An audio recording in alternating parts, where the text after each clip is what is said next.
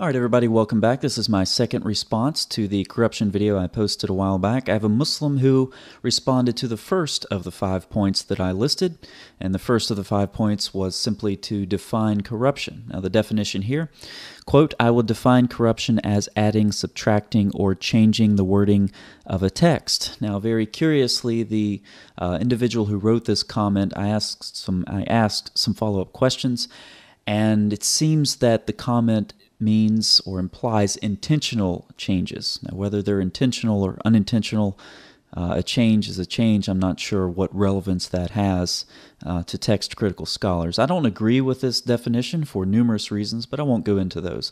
In this video, I'm going to show why this definition of corruption is a very bad definition for a Muslim to adopt, and I'm going to demonstrate why this definition of corruption, like so many other polemics that Muslims put out against Christianity, actually turns around to bite you. I have no better way to explain it. Just like Deuteronomy 18, John 14, these allegations of corruption are very soon going to come back and be the nightmares of Muslims. And here's the reason for this, and I'm going to elaborate on this more in depth throughout the second part of this video and then at the end. For centuries, Islam has isolated itself from criticism, and I mean this in the common sense, obviously, but also in the academic sense, where criticisms, you have scholarly disciplines of criticism, historical criticism, source criticism, redaction criticism, form criticism, etc., and yes, text criticism. Now, Muslims have been able to claim that their manuscripts of the Quran are perfectly preserved from Uthman. So they have the actual manuscripts of the Quran that Uthman commissioned, sent out. They have those, and they are perfectly preserved, and there are no variants between the manuscripts. Now, that's what Muslims have been able to claim, and nobody has been able to falsify this claim because the texts themselves are not open for scholarly inquiry. And we're going to see a very specific example of a particular Islamic scholar who claimed just that. He said, we have, and I'll show you the quote very soon, we have, he says the copies of some of the Qurans that Uthman sent out have been lost, but 3 remain. And this was his claim for decades, and on his authority, other Muslims would make the same claim. We have these manuscripts that are preserved from Uthman's time. They're intact. You can go look at them, and we're going to find out that that is not the case. And so there have been cases, of course, several decades ago, Arthur Jeffrey. You have Asma Halali. She published her work on the Sauna palimpsest very recently, I think October of 2017. You have Dr. Keith Small's work as well. He published part of his PhD dissertation in a book about textual criticism of the Quran, where he analyzes just a few passages, a whole book on not only passages, just a couple verses, a couple ayat. And then, of course, you have Dan Brubaker's PhD thesis as well. And so there are sources out there for what we've been able to access of the manuscripts of the Quran and analyze.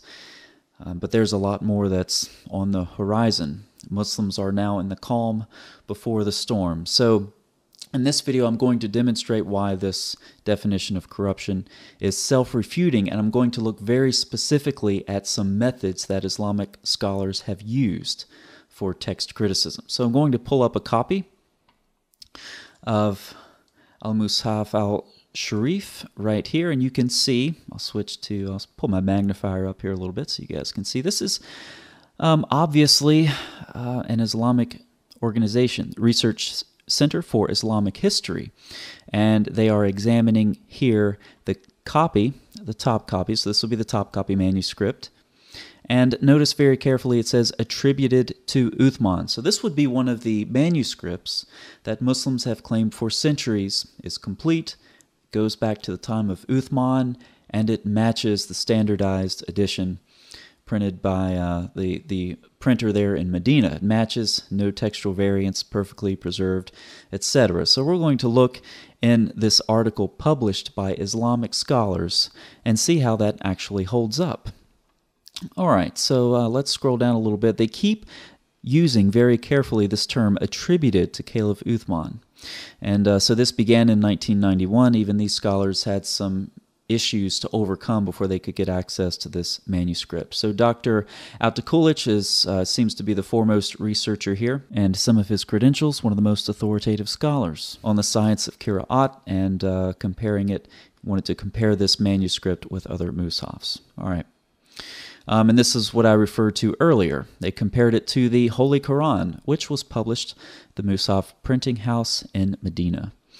Altakulic compared this copy with the Tashkent Mushaf, also attributed to Caliph Uthman. Very important. Okay, so we have the Topkapi in Istanbul, and then we have the Tashkent manuscript as well.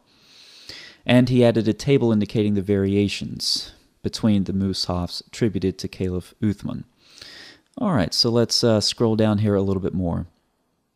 One of the most significant characteristics of this mushaf is the fact that it is a complete copy, with the exception of 2 missing folios. Well, then it's not a complete copy, is it? You don't get to say it's a complete copy with the exception of the parts that aren't there. Okay, so it's not a complete copy. And in comparison with the other dated copies, the oldest of which was copied in the 3rd century AH. So it doesn't seem like we have any manuscripts going back to Uthman's time. They mention additions. Imagine that, additions to the Quranic manuscripts. Additions in red ink in the beginning of Surat al-Fatiha and Surat al-Baqarah, which were added later. But I thought the Quran was perfectly preserved. That's interesting. The shape of the letters does not conform to the writing style of the early mushafs attributed to Caliph Uthman. And the script, the early mushafs, does not contain dots or diacriticals.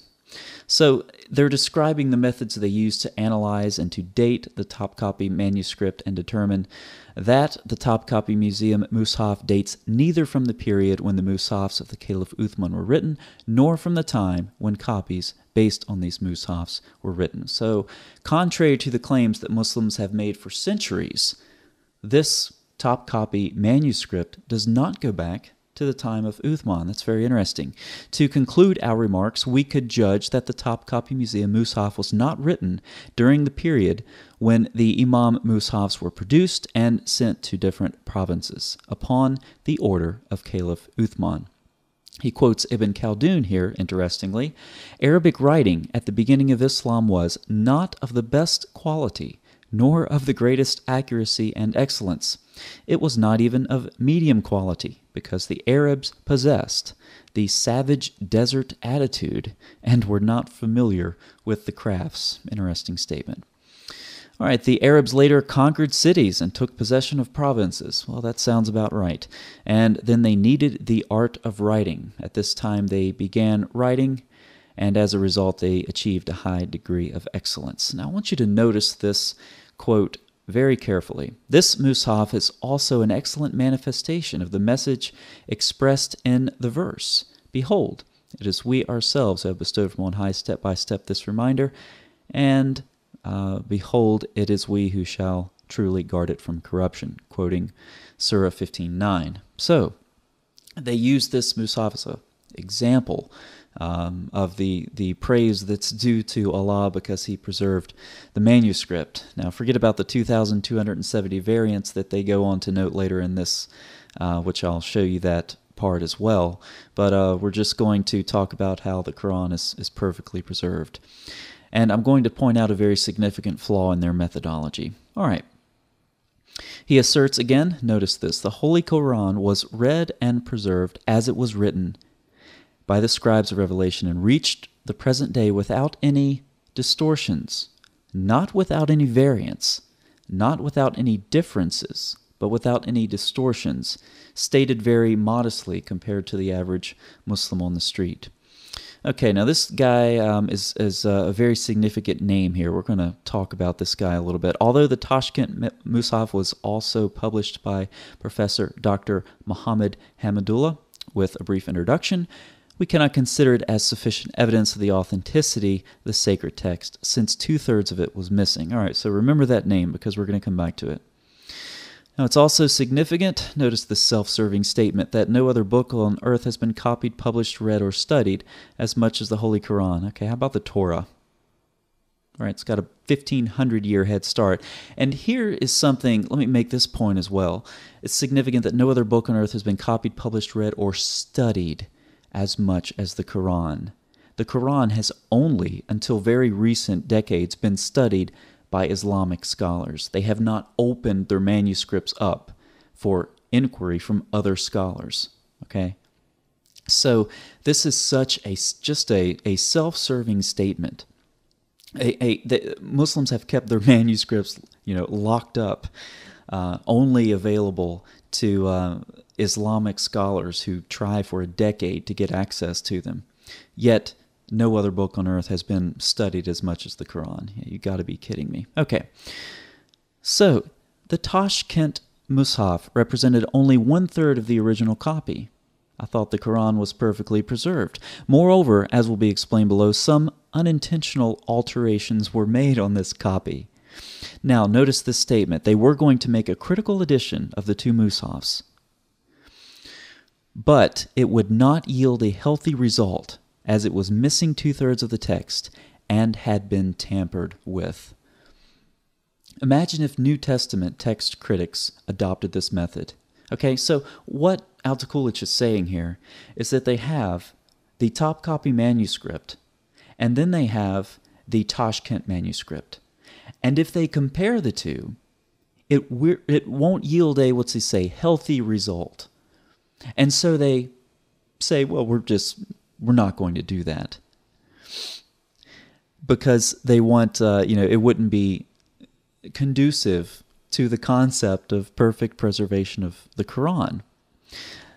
Now, imagine, again, a New Testament text critic comparison. A New Testament textual critic has Codex Sinaiticus, beautifully preserved from the 4th century, early 4th century, and they want to compare it to another manuscript. And so they get the other manuscript, and they want to make a text critical apparatus. And they look at the two manuscripts, and they say, well, Sinaiticus it's great. It's complete. It's beautifully preserved. It's very ancient, yet this other manuscript over here, only 1/3 of it has been preserved, and the part that has been preserved has been tampered with. And if we compare these two, it's really not going to look very good, so we're just not going to do that. Imagine if that's how text criticism worked for the New Testament. By the way, I thought Allah perfectly preserved the Quran. What about the Tashkent manuscript? Did he just forget about that one? Did he forget about the 2/3 that was lost and just forget to preserve the 1/3 that remained that was actually tampered with? This is absurd. All right, so they go on further to say, but rather than excluding this copy completely from our study, we tried to present sufficient information and deal with the discussions and evaluations as to whether or not it represents one of the Mus'hafs attributed to Caliph Uthman. Okay, so they're still on the quest for this Mus'haf attributed to Caliph Uthman, a Mus'haf that actually dates to middle of the 7th century, goes back to Uthman's time, so that they can finally show the world, here's our complete, preserved copy of the Quran, which does not exist. All right, so even though, they say it here very plainly, even though we would like to publish this sacred text as the Mus'haf of Caliph Uthman, even though this has been claimed by Muslims for hundreds of years, it was neither the private Mus'haf of Caliph Uthman nor one of the Mus'hafs that he sent to the various centers. So a claim that's been made by Muslims for centuries has just been debunked by Islamic scholars themselves. Once the Islamic texts are open up to criticism, even from other Islamic scholars, they don't pass the test. All right, so let's scroll down a little bit to see what we have next. Here it is again. He keeps repeating this because this has been a dominant claim throughout the Muslim world for a long time. As known by everyone interested in this subject, it has been claimed until recently that the Topkapi Mus'haf was one of the copies attributed to Caliph Uthman. Until recently. Okay, so that claim has been debunked. One of the most important questions of Quranic history is the whereabouts of the Mus'hafs attributed to Caliph Uthman and whether any of them reached the present day. Unfortunately, we do not have a positive answer to this question. In our view, this situation is one of the greatest weaknesses of the Islamic world throughout history. Well, yeah, you claim that your manuscripts are perfectly preserved from the time of Uthman, and you can't find one. So you can't. There's no manuscript evidence to support your claim. So yeah, I would say it's one of the greatest weaknesses of Islam. If you can't provide evidence for one of the primary claims about your text, yeah, that's a significant weakness. I would agree with that. All right, scrolling down a little more, we come to this name again. Until now, we have also believed in the possibility of it being one of the Mushafs of Caliph Uthman. This is talking about the Tashkent again. Late eminent scholar, Professor Muhammad Hamidullah, whose studies have always been beneficial to our work, quotes, "The copies of the Quran, which were sent to the provincial centers by Caliph Uthman, were lost one after the other in the following centuries." So these manuscripts that are supposed to go back to Uthman have been lost one after the other. At present, a complete copy of one of these mushafs is kept in the Topkapi Palace Museum, so keep track of this. The Topkapi Palace Museum, and a second copy is located at the India Office Library in England. Okay? And the third copy, with a few missing pages, that is a blatant lie. 2/3 of it is gone. A few missing pages is located in Tashkent. Okay, so 3 copies, Topkapi, Tashkent, and one located at the India Office Library in England. All right. So this is the claim that this Dr. Hamidullah makes. Now, what's the truth? Well, they searched for the copy that was claimed to be in England by Dr. Hamidullah, and it was not found in their library. So all of the manuscripts have been lost one by one, except for the 3. The one in the at the India Office Library in England, the Tashkent, and the Topkapi. The one in England in the India Office Library is not there. So there's 1 down. The Topkapi is not complete. It's missing 2 folios. So there's 2 down. And the Tashkent only has 1/3 remaining. And the other 2/3 have been lost, and the 1/3 that is remaining has been tampered with. So no mushafs go back to the time of Uthman. All right. Now we'll talk a little bit about the perfect preservation here of the Topkapi when they compared it to the standardized copy of the Quran, the standardized print.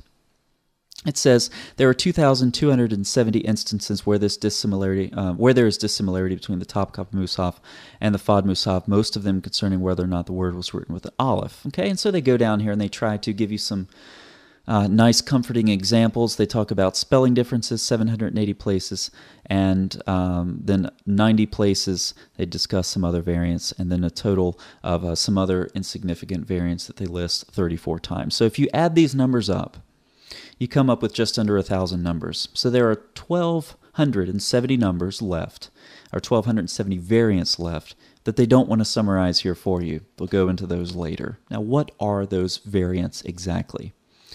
What are the variants? And how can non-Muslims verify this claim, or the extent of the truth of the claim that the Quran has been perfectly preserved? Well, you can look at some of the work I mentioned. Arthur Jeffrey, you can look at Keith Small's work, you can look at Asma Halali's work, you can look at Dan Brubaker's work, you can look at Dr. Asanalu and Altikulich's work as well. Or you can just wait, because later this year or at the beginning of next year, there is going to be an online database available for anyone who has internet access and is competent enough to type a web address into their browser. And this database is going to have the variants in the Quran that a group of scholars have cataloged and databased so far. It's about 3,800 variants. And here's the thing, there are pictures with every single one of them.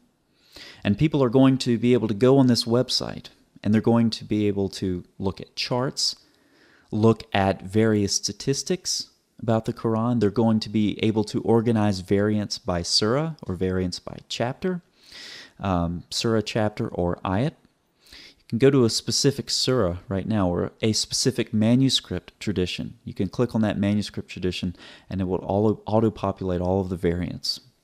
And again, these charts provide, evidence about where the most of the variants are that have been cataloged. That's the thing to stress. This database is building. And any Muslim who claims that their text has been perfectly preserved will just be able to post a link, go here, and look at your perfectly preserved text with thousands of variants and growing. The scholars will continue to populate this database. Muslims will have their worldview rocked. Muslims who have believed all of their life that there is one Arabic Quran and that there is somewhere a complete manuscript that goes back to Uthman that's been perfectly preserved. They're going to have to take definitions of corruption, like we started this video with, adding, subtracting, or changing the wording of a text.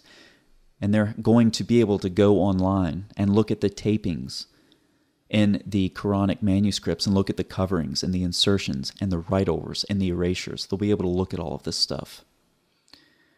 And they will wonder why their imams and why their scholars have not told them the truth about their manuscripts. And they're going to have to dramatically and drastically rethink their concept of text criticism and rethink their concept of corruption. The isolation that Muslims have been able to maintain, the insulation, the protection of their texts from honest and objective text criticism has crumbled.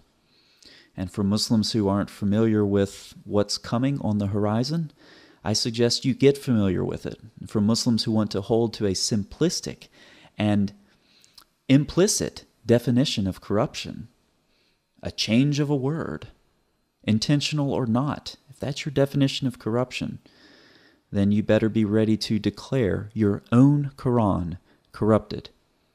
And there's going to be evidence about why this is the case, and it's going to be available to everyone, and it's going to be very soon.